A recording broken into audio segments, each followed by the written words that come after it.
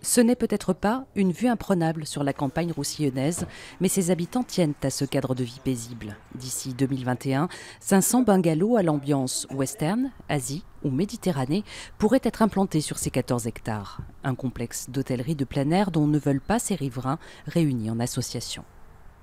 Ça m'attriste beaucoup quand même, parce que vraiment, on est là depuis 1967.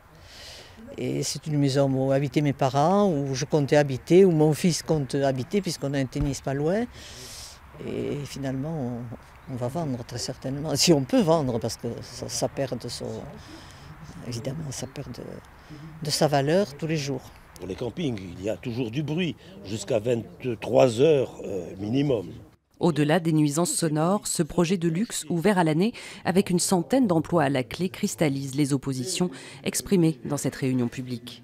Une implantation jugée trop proche du site archéologique de Russino, des doutes sur sa viabilité économique, enfin une atteinte à la biodiversité de ces terres agricoles, aujourd'hui en friche. Quand on voit la somme d'insectes, d'animaux, de chauves-souris, d'oiseaux, et de lézards, et notamment le lézard catalan qu'on tient à défendre, on n'est pas du tout en présence d'une friche. On est en présence d'un milieu vivant qui maintient le futur pour les terres nourricières. Mais pour le porteur du projet joint par téléphone, le futur passe surtout par le développement économique de Perpignan, auquel contribuerait son complexe hôtelier haut de gamme, en permettant l'accueil de groupes et de tourisme d'affaires tout au long de l'année.